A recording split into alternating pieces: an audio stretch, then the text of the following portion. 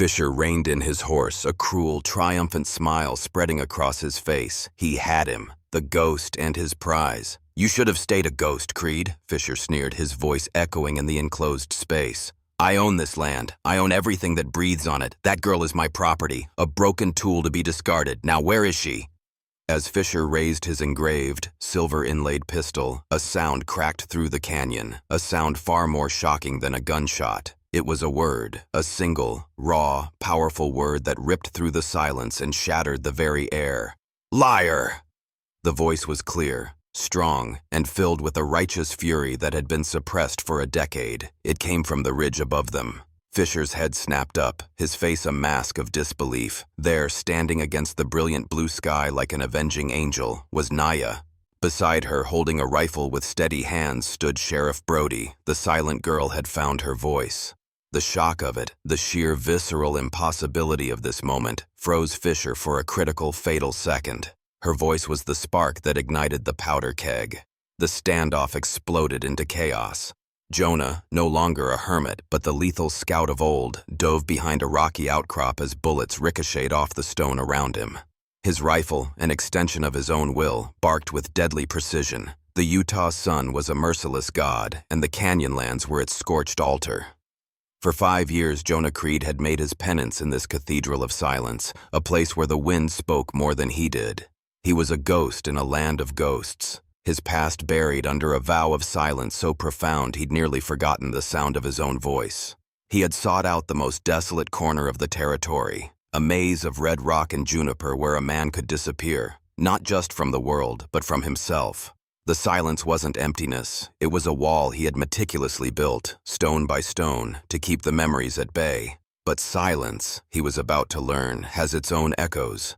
And on a day when the heat shimmer made the distant mesas dance like tormented spirits, he found a soul even more silent than his own, and the walls he had built began to crumble.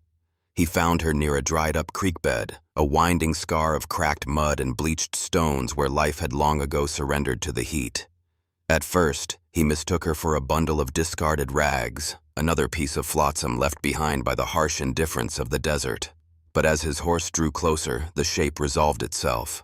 It was a person, a slip of a thing, a young Navajo woman curled into herself as if trying to disappear back into the earth that had birthed her. He dismounted, his movements slow and cautious, the instincts of the scout he once was rising to the surface.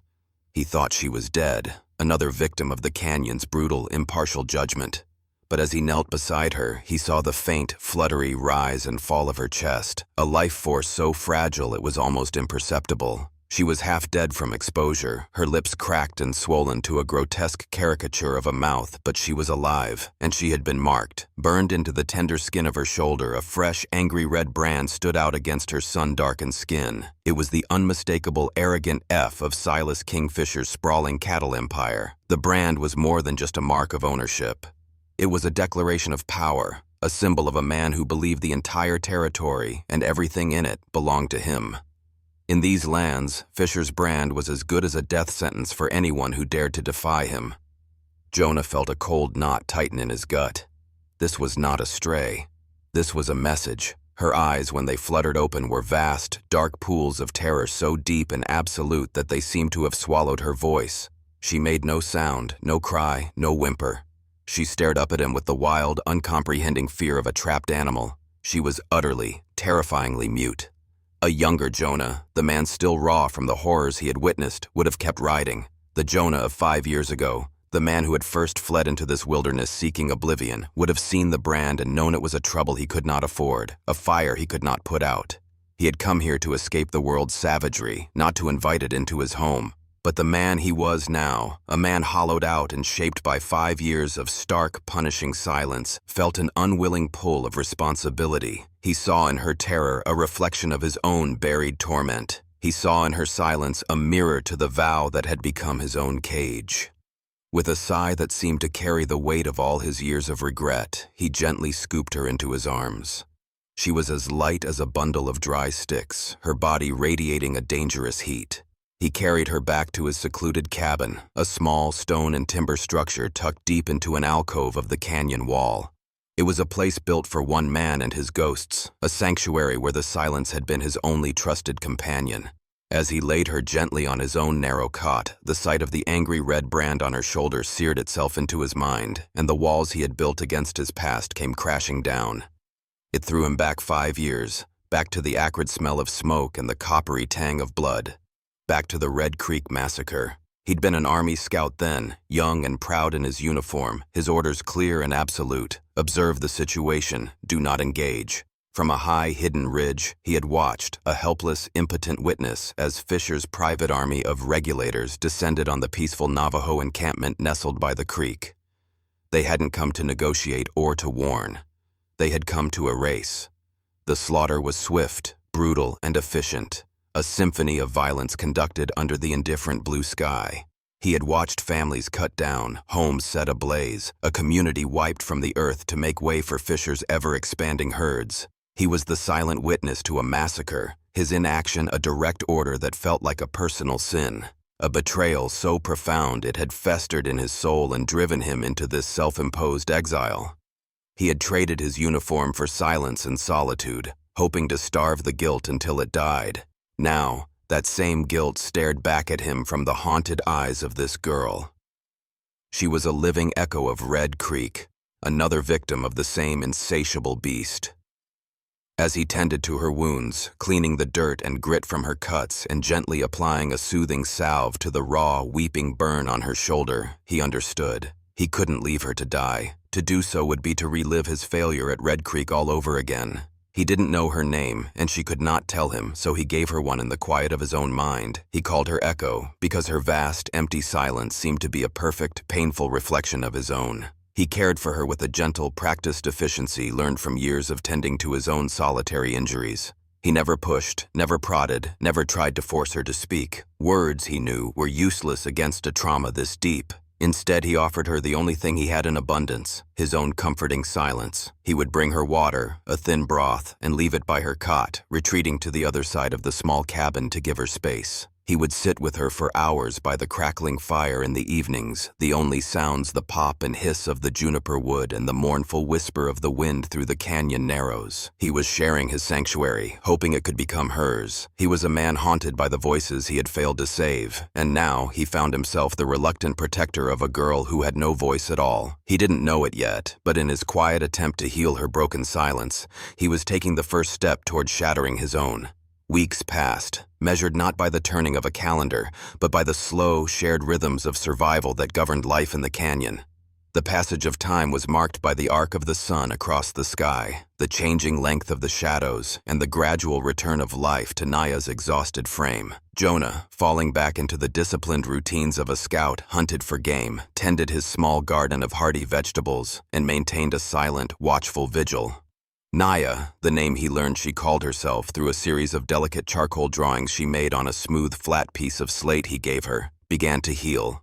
The gaunt, skeletal hollows of her cheeks filled out, and the light of keen awareness, a sharp intelligence that had been dimmed by trauma, returned to her dark, expressive eyes. But her voice remained locked away, a prisoner in a fortress of memory. She communicated through a silent, eloquent language all her own.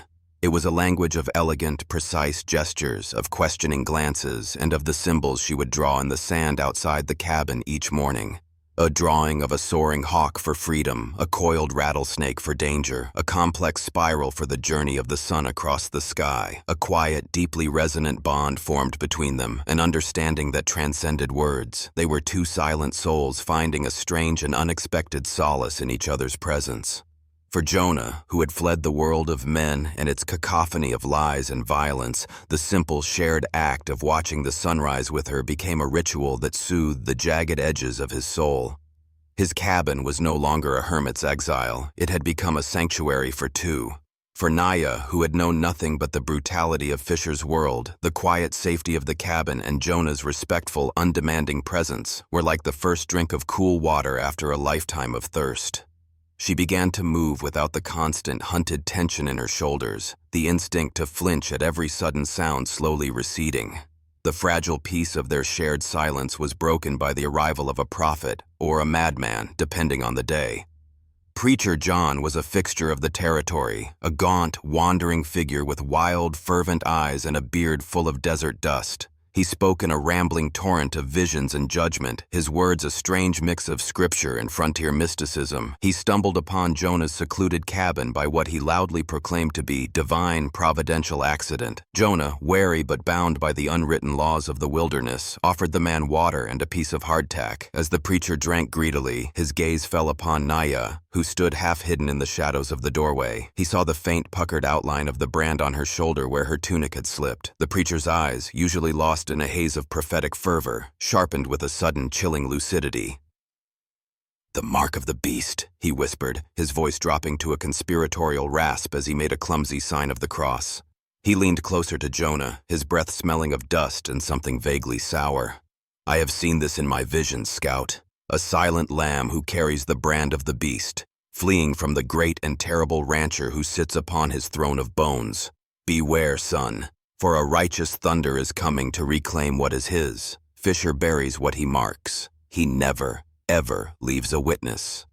The preacher's cryptic warning, delivered with the absolute conviction of the truly insane, lingered in the air like a foul odor long after he had taken his leave, wandering back into the shimmering heat of the desert. The prophecy left Jonah with a renewed and pressing sense of dread. The world was coming for them. The thunder the preacher had prophesied arrived sooner than he expected. Word trickled back to him from one of his rare trips to the edge of the territory for supplies. Fisher's regulators, a brutal posse of hired guns who acted as his private army, had begun sweeping the territory with a renewed and public viciousness. They were searching, they claimed, for a runaway Navajo thief who had stolen a prize stallion. The story was a lie, of course, a pretext. They rode into the nearby town of Redemption, their presence a suffocating blanket of fear, their arrogant swagger a challenge to any who might question their authority. They paid a visit to Sheriff Brody, the aging, weary lawman who had long ago traded his courage for a quiet life and a steady pension. Jonah knew Brody was a decent man at his core, but he was a man caught between his conscience and the overwhelming, suffocating influence of Silas Fisher, who owned the bank, the largest saloon, and the soul of nearly every politician in the county. The regulators were getting closer, their search pattern tightening like a noose around Jonah's canyon. Time was running out. That evening, a real storm gathered on the horizon, the clouds bruising the sky to a dark purple, mirroring the turmoil in Jonah's soul. He knew he could not keep her hidden forever. He needed to understand the full scope of the danger they faced. He took out an old, worn map of the territory, a relic from his scouting days, and unrolled it on the small wooden table. He lit a lantern, its golden light pushing back the encroaching shadows, and with a hesitant finger, he pointed to a spot marked with a small, faded X. Red Creek. The moment Naya saw the name, a violent, uncontrollable tremor ran through her body. She recoiled from the map as if it were a hot iron, a choked, guttural sound escaping her lips, the first sound he had ever heard her make. It was a sound of pure, unadulterated pain. Her breath came in ragged, panicked gasps, and her eyes filled with the raw, undiluted terror he had seen the day he found her by the creek bed. Her carefully constructed composure shattered. Her hands flew to the dirt floor of the cabin, her fingers scratching frantically, desperately, as if trying to claw the story from the earth itself. First, she drew the image of a man with a kind face, a smiling man, giving a small girl with long braids a silver locket shaped like a hummingbird. Then, her strokes growing more frantic and angry, she drew Fisher's hateful brand. Next, she drew fire, great, consuming flames that devoured a teepee, a family, everything. And finally, she drew a single, small figure, a girl running from the blaze, the hummingbird locket clutched in her hand. The story, told in silent, desperate pictures, clicked into place with sickening clarity. Her family had been the victims of the original Red Creek massacre. She was the sole survivor, the little girl he had seen in his periphery but had been unable to help. The recent branding was not a random act of cruelty. It meant she had stumbled upon another atrocity, another land grab, another murder committed by Fisher to cover his ever-expanding tracks. He was systematically erasing anyone who knew the truth of his bloody rise to power. Her silence, Jonah now realized, wasn't just the result of trauma. It was a conscious, desperate shield. As long as she remained mute, she was just a half-crazed runaway, a ghost in the desert. But if she ever spoke, If she ever told what she had seen, she would become the one living witness who could bring Fisher's empire of blood and fear crashing down. And he would never, ever allow that to happen. Jonah looked at this young woman, this child who had endured a lifetime of suffering, this survivor who had suffered the same profound injustice that he carried as a festering wound of guilt. He had been the silent witness ordered to look away. She was the silenced victim, forced into a world without a voice. Their pasts, their pain, their silence, it was all interwoven, bound together by the same monstrous man. In that moment, watching her shoulders shake with silent sobs, a quiet, cold resolve settled in his heart, solid and heavy as his anvil. He looked at Naya, at her trembling hands and haunted eyes, and he made a silent vow. It was a promise forged in the shared furnace of their pain, a promise to the memory of her family and to the scout he had once been. He would not just protect her, he would find justice for the voices that were silenced at Red Creek. His own 5-year silence was about to be broken by an act of war. The thunder was coming, and he would be the lightning that struck first. The silence of the canyon, which had been Jonah Creed's sanctuary and his prison, was broken by the decisive sound of his own boots on the trail to redemption. He rode not with the hesitation of a hermit blinking in the sunlight, but with the focused, lean purpose of a scout on a critical mission. The dust of his self-imposed exile had been shaken loose. He dismounted in front of the sheriff's office, the weathered sign creaking in the dry wind, and walked inside. The room was filled with the familiar smells of old paper, stale coffee, and quiet desperation. Sheriff Brody looked up from his cluttered desk, his expression a familiar mixture of surprise and profound unease. He'd known Jonah for years, had respected the scout he once was, and had pitied the ghost he had become. "Creed," the sheriff said, his voice wary, as if addressing a man who might vanish back into the heat shimmer. "Didn't figure you for a town man anymore. What trouble brings you out of your hole?" Jonah didn't respond with words. Not yet. His own voice was a rusty tool he was not yet ready to wield. Instead, he walked to the hearth, picked up a small piece of cooled charcoal, and returned to the sheriff's desk. With a single, sharp, deliberate stroke, he drew a symbol on a clean spot on the dusty wood. The hateful, arrogant F of Fisher's brand. He then looked the sheriff directly in the eye, and for the first time in 5 long, agonizing years, he spoke to another man. His voice was a low, rusty growl, the sound of gears grinding back to life, but it carried the unshakable weight of a glacier. "The silence," he said, "ends now." The simple statement, coming from a man renowned for his profound silence, was more powerful than any shouted threat or drawn pistol. It was a declaration of war, an announcement that a sleeping giant had awoken. Sheriff Brody stared at the brand, a symbol of the corruption and fear that had choked his town for years. Then he looked at the hard, cold resolve in Jonah's eyes. He saw not a hermit, but the legendary army scout he used to be, a man who could read the land like a book and move through it like a spirit. Spurred by a flicker of the lawman he had long forgotten he was, a spark of courage he thought long extinguished, the weary sheriff finally made a choice. He pushed back his chair with a loud scrape and nodded slowly, his face grim but resolute. "What's the plan, Scout?" Their plan was a gamble, a dangerous play born of desperation and Jonah's intimate, almost spiritual knowledge of the land. The canyon system was their chessboard, and they would use it to trap a king. Their first move was to misdirect the pawns. They needed a messenger, a vessel for a lie so outlandish it had to be true. They needed the preacher. Sheriff Brody found him near the saloon, already half lost in a haze of cheap whiskey.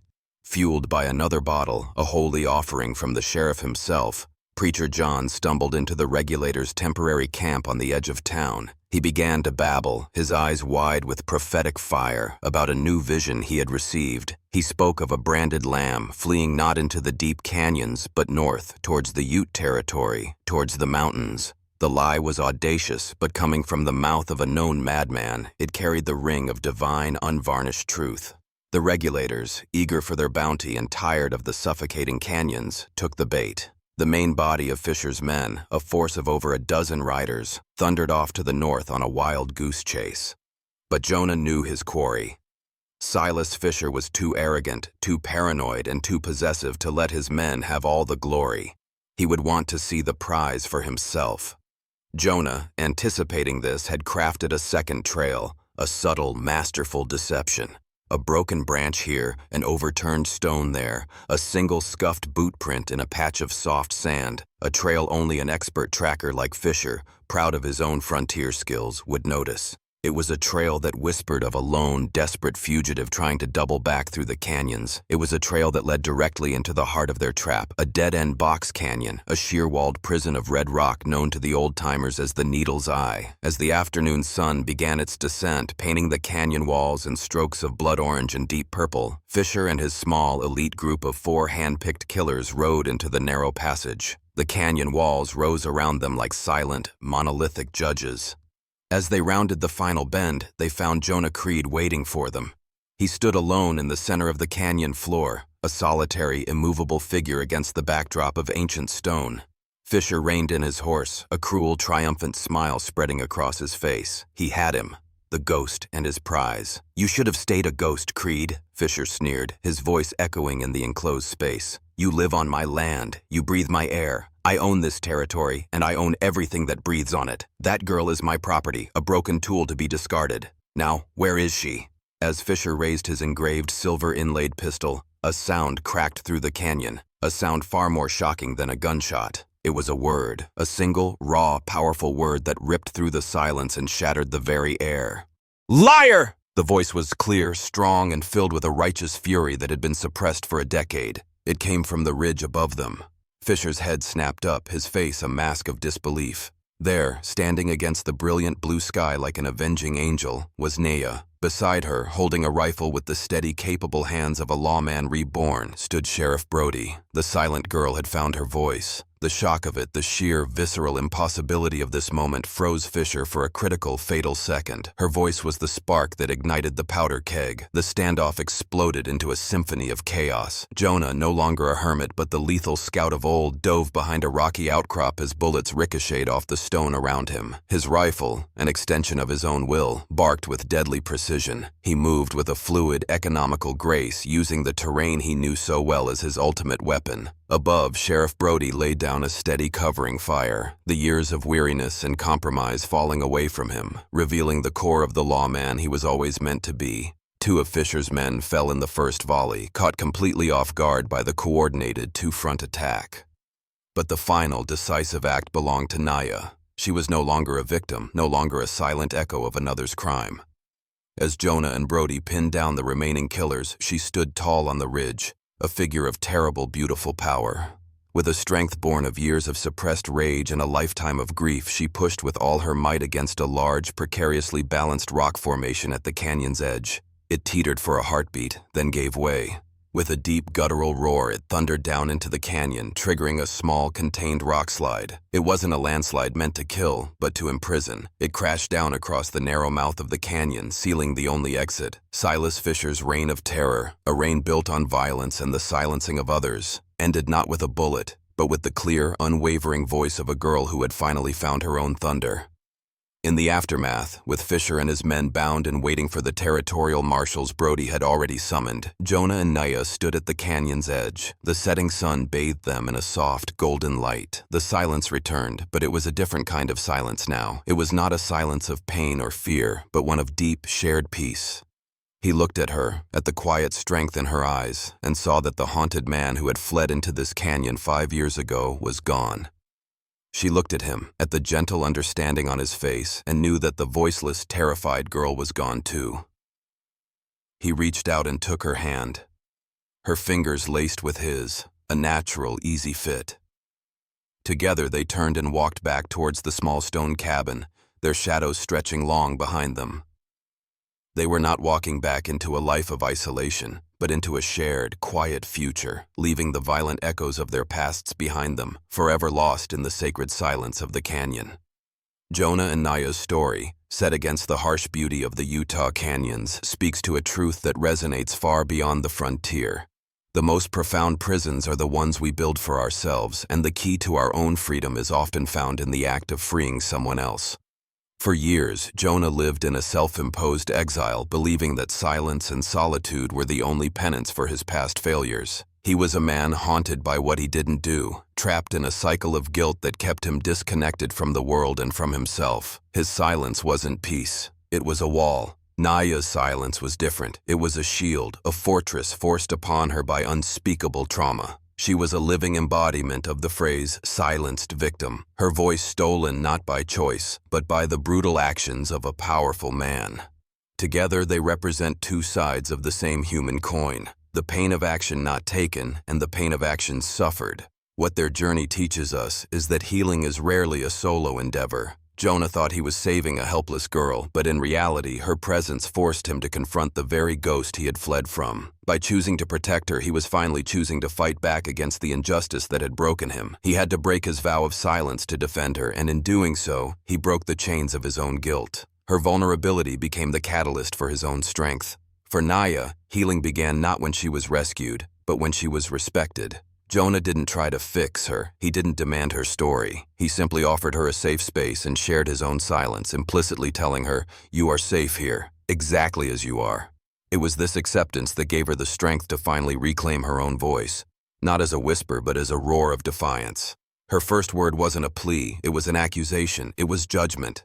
In our own lives, we all carry silences. We have regrets we don't speak of, traumas we hide. This story is a powerful reminder that sometimes the bravest thing we can do is to become a sanctuary for someone else. By offering a space free of judgment, we may not only help them find their voice, but we might also, in the process, finally hear our own. True strength isn't about never being broken. It's about having the courage to use our broken pieces to help shield someone else from the storm. And so, in a land carved by silence, two lost souls found their voices by listening to the quiet needs of the other. They discovered that the deepest wounds can't be healed in isolation, but in the brave, shared space of trust and redemption. Thank you for journeying with us through the heart of the canyon. If this story of courage, healing, and the thunderous power of a single, long-awaited word resonated with you, then you found your tribe here at your channel name. We believe these stories are more than just entertainment. They're echoes of the strength that lies within all of us. Help us share them. Hit that like button to show your support. Share this video with anyone who might be fighting their own silent battle. And most importantly, subscribe and ring that notification bell so you never miss another story from the wild heart of the American West. Now it's your turn. Tell us in the comments below, what do you think was more powerful, Jonah breaking his 5-year silence, or Naya speaking her first word? We want to hear your thoughts. Until next time, walk tall, speak your truth, and remember that even after the longest silence, your voice deserves to be heard.